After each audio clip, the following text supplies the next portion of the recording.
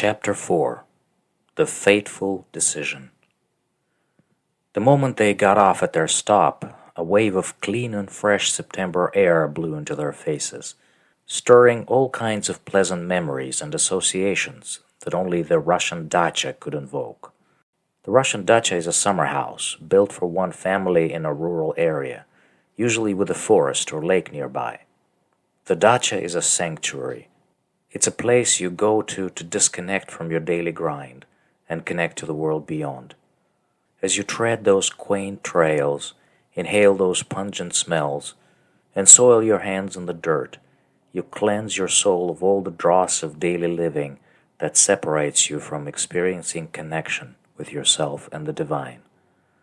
That's what they came here for.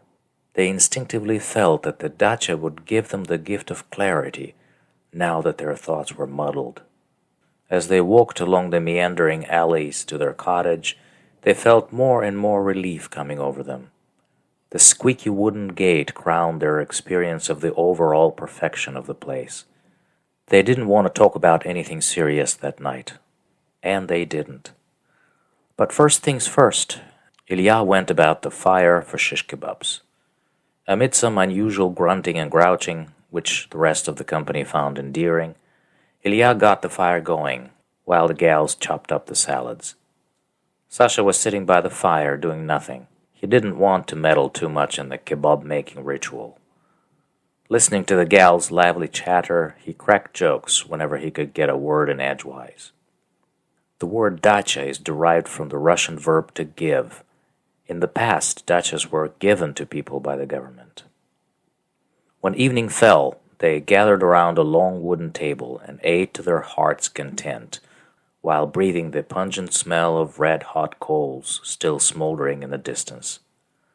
The night was cool, so they huddled together and had several rounds of steaming hot tea with cookies and chocolate. They talked and talked and talked well into the night. The table they were sitting around seemed magical.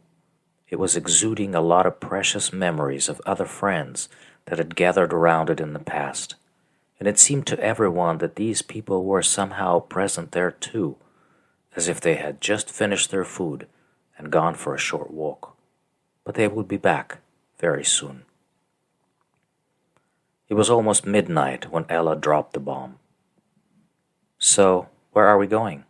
Georgia, Kazakhstan, Central Asia, Turkey, Thailand, Mexico?" There was silence. No one was ready to discuss it in the middle of the night. Ilya said he knew someone who had gone to Kazakhstan recently and returned because there was no work. Georgia, Central Asia, Turkey, Thailand. It only made sense to go there if you had remote work.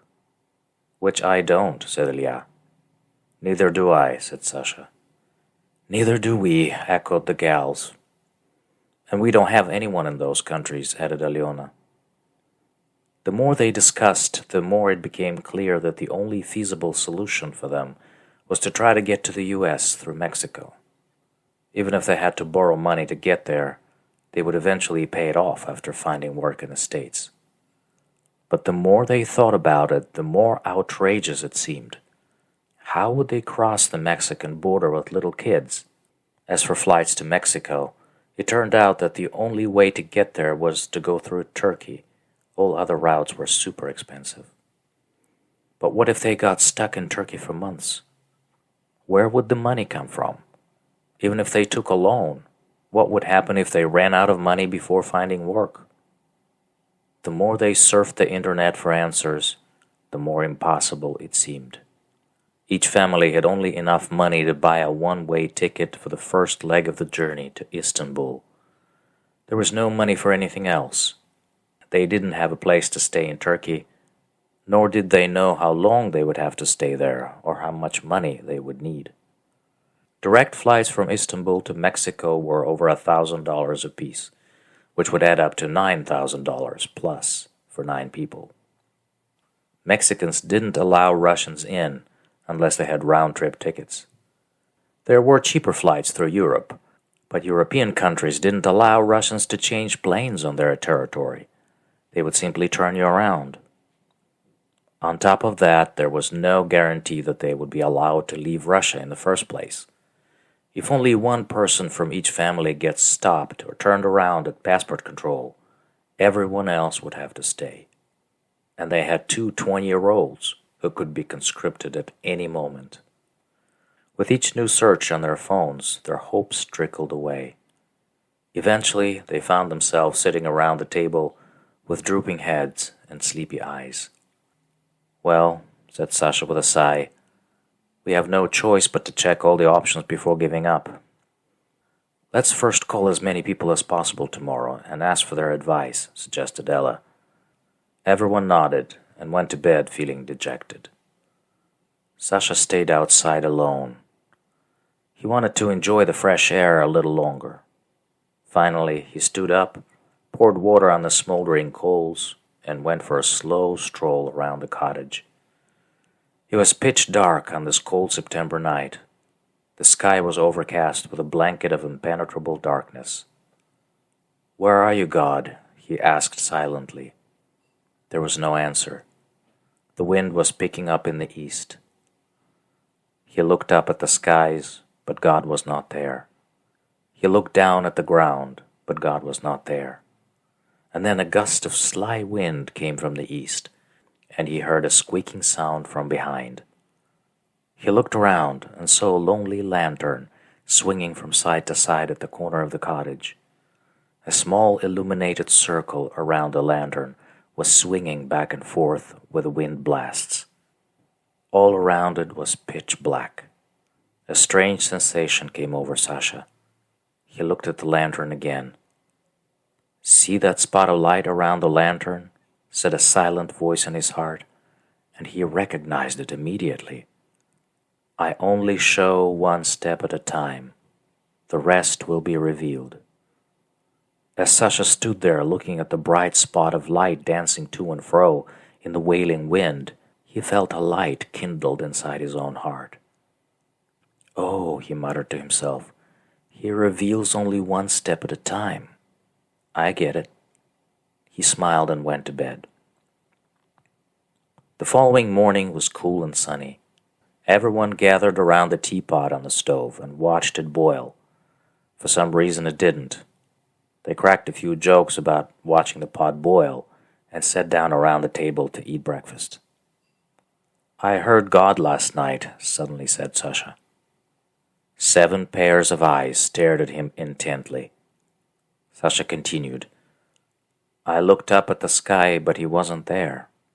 Then I looked down at the ground, but he wasn't there.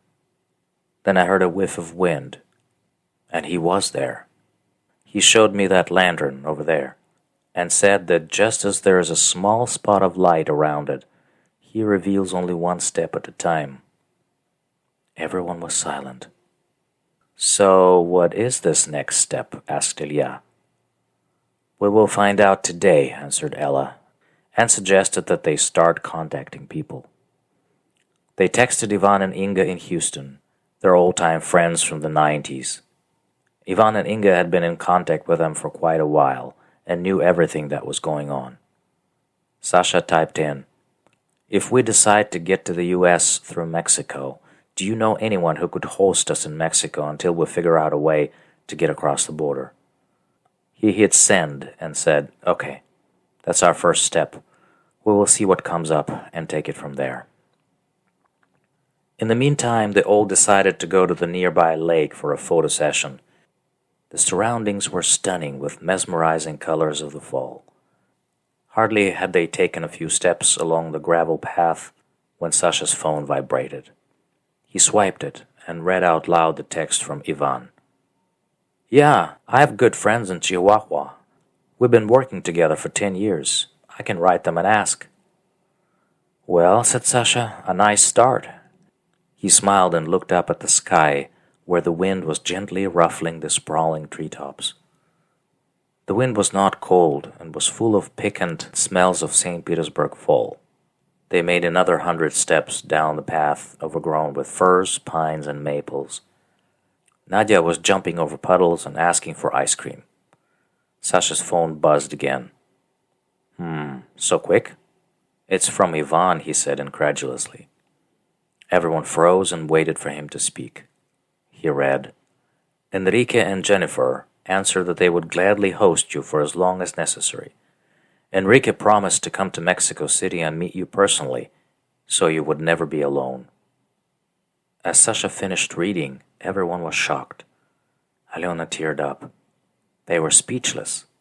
They didn't expect to get a response so fast. Another blast of wind swirled a bunch of red and yellow leaves into the air. Nadia gathered some of the leaves and threw them up with a squeal. The wind whooshed around the path and blew them all up in a firework of blazing fall colors over their heads. Ella said, It's a sign. What's a sign? Asked Matvei. Everything, she answered. They were full of strange expectations. Let's wait for other signs, suggested Ilya. Let's contact other people we know in the States and see what they say. Good idea, answered Sasha and pulled out his phone. By the end of the day, they contacted Peter and Nellie in Minnesota and Steve in Virginia. Steve, a wise man they had known for many years, replied, Honestly, if it were my family and my sons in this particular situation, I would probably leave the country if at all possible. But I'm not God. This is my human perspective, with my limited wisdom. Peter and Nellie said, Definitely, leave now before it's too late. Well, said Ilya, as they sat outside to have some hot tea and biscuits, do you feel the same thing I feel? Ella nodded. Aliona said, Yes.